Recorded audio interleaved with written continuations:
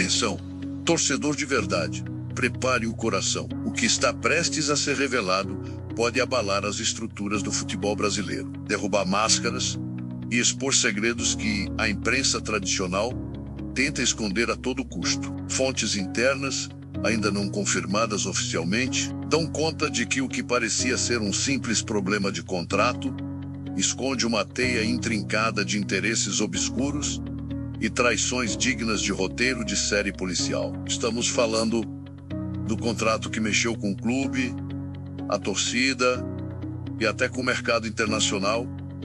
E tudo indica que essa história vai muito além do que você imagina. Prepare-se, porque o Vestiário Oculto FC vai revelar as 5 maiores bombas envolvendo esse caso, que já está causando frenesi nos bastidores do futebol. Primeira revelação: há fortes indícios de que as ordens para travar o contrato partiram de esferas muito além do departamento jurídico do clube. Fontes não confirmadas, mas altamente confiáveis, sugerem que entidades internacionais pressionaram diretamente a cúpula para que o negócio fosse impedido. Não por razões financeiras ou burocráticas, mas para enviar um recado claro a clubes que ousam desafiar certos poderes globais do futebol. Não seria exagero pensar que essa é uma forma velada de controle, onde o poder econômico transnacional dita as regras nos bastidores, decidindo quem pode ou não prosperar. A dívida, um mero pretexto para mascarar uma guerra de interesses. É exatamente nesse ponto que começam as controvérsias, pois enquanto o clube tenta justificar as paralisações com a narrativa oficial, circulam entre grupos fechados um teor conspiratório, que sugere que essa dívida foi estrategicamente inflada para servir de gatilho para a sanção. O curioso é que outros clubes, igualmente endividados, não receberam o mesmo tratamento. Coincidência? Difícil acreditar. Essa primeira bomba já acende um alerta vermelho e começa a dividir opiniões até dentro do próprio vestiário, onde alguns jogadores já questionam se a gestão está mesmo jogando pelo clube ou por interesses obscuros. Segunda revelação, mas a trama fica ainda mais suculenta. Áudios vazados em grupos fechados de dirigentes indicam que a negociação que parecia encaminhada com o Santos Laguna, clube mexicano de tradição, foi sabotada por dentro. Isso mesmo, uma sabotagem interna, que não apenas congelou o acordo, mas criou um verdadeiro clima de desconfiança e traição. Segundo essas fontes, teria havido uma articulação para derrubar o negócio, para justificar oficialmente o transfer ban e, quem sabe, abrir espaço para um acordo mais lucrativo para alguns interesses por trás das cortinas. Essa sabotagem interna teria sido arquitetada por membros influentes do clube, que na surdina conversavam com agentes externos e até mesmo com certos empresários, para garantir que o negócio não fosse fechado. O motivo: um enigma que mistura vaidade, ambição e, pasme, uma pitada de vingança pessoal que teria sido plantada em reuniões escondidas. O curioso é que, enquanto a diretoria se digladiava publicamente, a negociação desmoronava sorrateiramente num jogo sujo, onde o clube acabou como um mero peão. Terceira revelação. E se você achou que já tinha ouvido tudo, prepare-se para essa. Existem rumores que circulam em grupos secretos de WhatsApp, onde figuras influentes do futebol mexicano estariam envolvidas numa trama para lucrar ainda mais com a situação, usando o clube brasileiro como moeda de troca em um esquema muito maior. A ideia é criar um cenário artificial de bloqueio para inflacionar o valor dos jogadores e das negociações futuras, manipulando o mercado a favor de interesses obscuros, enquanto o clube fica à mercê de um tabuleiro que não controla. Esse suposto envolvimento do time mexicano abre uma janela assustadora para o que muitos consideravam apenas uma disputa comercial.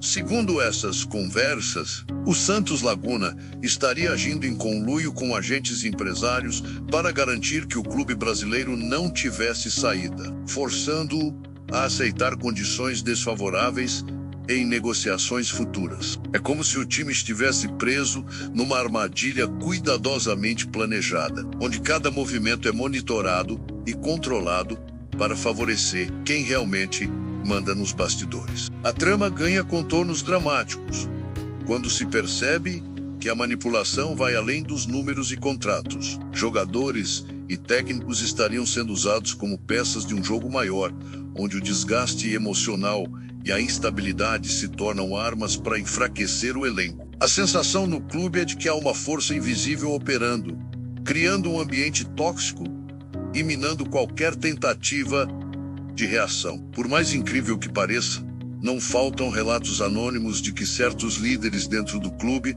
teriam conhecimento dessa articulação, mas preferem agir com cautela para não expor a verdade e, quem sabe, para se protegerem. Isso gera um clima de paranoia que invade até os corredores do centro de treinamento, onde conversas desconfiadas apontam para um futuro ainda mais incerto. Enquanto isso, a torcida assiste perplexa ao desenrolar dos fatos, dividida entre o amor pelo time e a revolta diante das notícias que vão surgindo, como se estivessem sendo traídos por aqueles que deveriam protegê-los. A ironia do futebol, dentro de campo, luta-se pela vitória. Fora dele, trava-se uma batalha silenciosa pela sobrevivência. Quarta revelação. Você achou que o sofrimento do elenco era consequência apenas das lesões naturais e desgaste físico? Pense novamente. Circulam relatos de que a pressão absurda sobre jogadores lesionados não seria apenas uma questão médica ou de preparação física, mas parte de um esquema muito mais perverso para desestabilizar o grupo. Fontes anônimas próximas ao vestiário sugerem que existe uma estratégia deliberada para fragilizar o elenco, criando um ambiente de insegurança constante que afeta até mesmo o psicológico dos atletas. Essa pressão, dizem, não vem apenas da comissão técnica, mas teria mãos invisíveis de empresários e dirigentes que veem na instabilidade uma oportunidade para ganhar força nas negociações futuras. Jogadores debilitados são forçados a se expor, acelerar recuperações e entrar em campo, mesmo sem condições ideais. O resultado? Um ciclo vicioso que corrói a confiança interna e provoca fissuras no relacionamento entre atletas, comissão e diretoria. Uma espécie de clima tóxico programado, onde cada erro é amplificado para justificar mudanças e abrir espaço para interesses ocultos. O que torna essa revelação ainda mais ácida é que os próprios jogadores, assustados com essa pressão insana, teriam começado a se afastar emocionalmente do clube, abrindo espaço para rumores de desentendimentos internos e até rachas silenciosos no grupo. Já não seria surpresa se a tal força invisível estivesse usando até mesmo essas divisões para manipular resultados dentro de campo e garantir que o time não se fortaleça na disputa. Um jogo sujo dentro do próprio time. Um golpe que poucos ousam falar abertamente. Quinta revelação. E para fechar com chave de ouro, a cereja no bolo dessa conspiração complexa e inquietante. Há quem diga que, embora não haja provas oficiais, empresários poderosos e até árbitros influentes estariam por trás do boicote velado ao clube. Esse conluio teria como objetivo atrapalhar o crescimento da equipe e manter o status quo dentro do futebol nacional, onde interesses econômicos e políticos imperam de forma disfarçada. Fontes ouvidas em grupos restritos apontam que certos árbitros, que deveriam ser imparciais, estariam atuando para favorecer times rivais, enquanto empresários fariam pressão nos bastidores para bloquear contratações e reforços. Esse cenário daria suporte a uma engrenagem complexa, onde o clube se torna vítima de um sistema que privilegia poucos e sufoca muitos.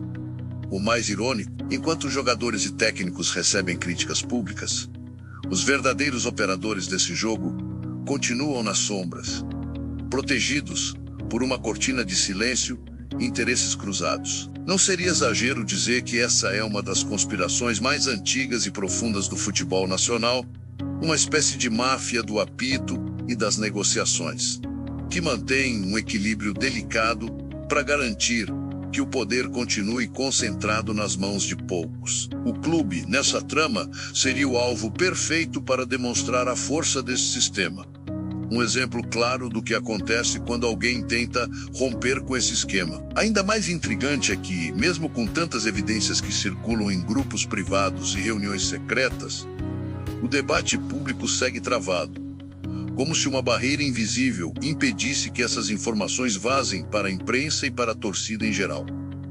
Seriam essas vozes abafadas por interesses maiores? O que está em jogo vai muito além de um simples contrato ou transferência. É uma batalha silenciosa por poder, controle e sobrevivência. No fim das contas, o que temos diante dos olhos é um espetáculo de traições, manipulações e jogos de poder, onde os verdadeiros vilões nunca aparecem oficialmente e os heróis são deixados para sangrar em silêncio. Quem ama futebol de verdade já percebeu que não se trata apenas de 11 contra 11 dentro de campo, mas de uma guerra invisível que acontece em gabinetes, grupos de WhatsApp e reuniões fechadas, onde interesses escusos ditam os destinos de clubes, jogadores e torcedores. A grande pergunta que fica é: até quando o futebol vai permitir que esse teatro de manipulações continue sendo encenado, enquanto a torcida assiste impotente